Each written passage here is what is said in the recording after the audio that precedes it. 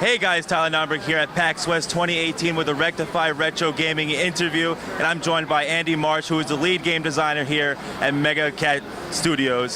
So, Andy, what is this company? What do you guys do, and how has the fan feedback been over the past 2 years, or just during this event?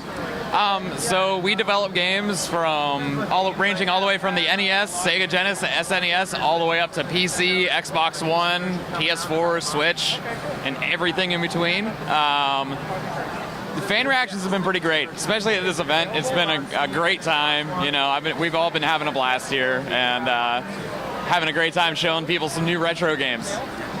So, what type of games do we have here? How many games do you guys have developed right here? And what are the inspirations of these games? All in all, we've developed about a dozen retro titles so far. We got a couple of PC games in development now. One just released this summer called Coffee Crisis. It's an arcade-style beat-em-up, like sort of the old Ninja Turtles arcade games. And genre-wise, it ranges all the way from puzzle games all the way to a lot more action, combat-oriented stuff like Coffee Crisis. Inspirations range across the board as well. We all grew up with retro games. That's definitely, the classics are a big inspiration of ours. Awesome. So one of the things that really caught my eye, you guys just make retro games on you make it for the retro console, of course, you know, the consoles of these days. But you guys also make cases for it, manuals in it, and edit the cartridges, like make it look like it's actually new from like the 90s and things like that. So how can people purchase these retro games, because you can't get them digitally? You can go to our website, megacatstudios.com. We sell all the games there. Every single game we sell, every retro title comes complete in box, full color manual. The Genesis games come in like the classic plastic clamshells.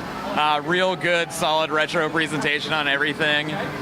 We do limited edition releases as well that come on cool, like laser cut customized cartridges. Our one game, Log Jammers, the limited edition came out on a wooden cartridge. It's all really cool stuff. They're all functioning, but they have like real cool, unique looks to them. Yeah, so are any of these games original ideas that you guys came up with? Every single one of them. Okay. We develop every single title ourselves in-house, build them from scratch. Some of them are even designed in the old school assembly coding language from back in the day. We do everything ourselves from the ground up, from developing all the way to physical manufacturing. So how big is the team you guys have working on all these games? Is it like 5 people, 10 people? We actually have about 20 guys. Okay. And they're all across the world, right? We hire international, so we have guys we're based out of Pittsburgh, Pennsylvania. We got people there. We got people all the way out in Scotland, Finland, you know, everywhere. Do you have plans on expanding through the past the Super Nintendo, Sega Genesis, and going to other retro consoles, say the Odyssey, Nintendo 64, or anything else? We're always looking at new stuff. Okay. I think one thing we're considering doing is maybe doing some DOS ports of our games and putting them out on floppy disk, maybe.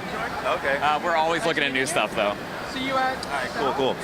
So, what would you say is your favorite game that you've developed on here? Little Medusa. There's a reason why it's our first cross-platform retro game. It's out on the NES, SNES, and Sega Genesis. It's a really fun top-down puzzle game. Really huge game, too. It's got 66 levels, 6 really unique, awesome boss fights. Really cool, like, Greek mythology-inspired story. So I know there's some region-locked consoles. Would that, like, have any effect?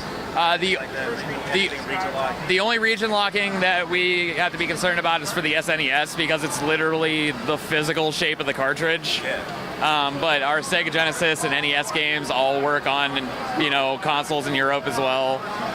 Little Medusa is actually going to be getting a Famicom release, so it's going to be coming out on like a Famicom cartridge. Nice. And is it going to be Genie game compatible? Yeah.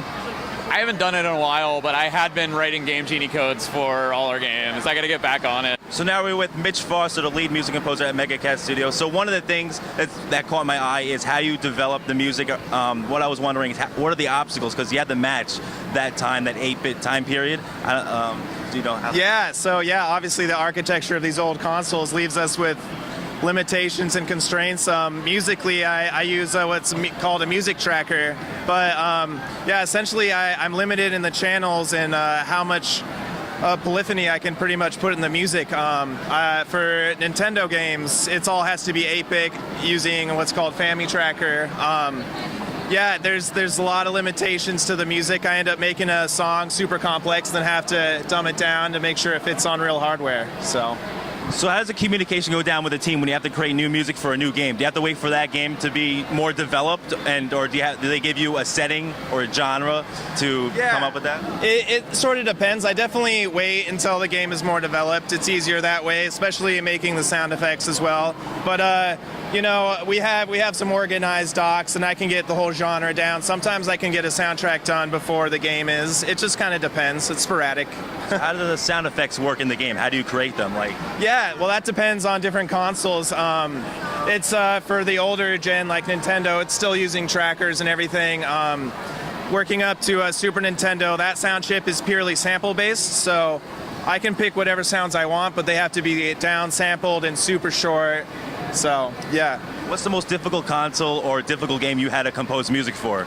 Right now, it's a Super Nintendo. There's not a lot of tools out there right now. We're kind of like creating our tools and creating the game simultaneously. Right now, the stuff we're using for NES sound-wise, it's been super complex. I run out of space really fast, so sounds have to. We're talking like down to the kilobyte. So, yeah.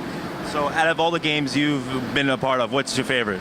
Definitely Little Medusa. We have it cross-platformed on the Sega Genesis, Nintendo, and Super Nintendo. But I've made so many music tracks for it. It's an awesome puzzler game. So, yeah, definitely my favorite of ours. You guys have plans for more games in the future coming in 2019 for retro gaming?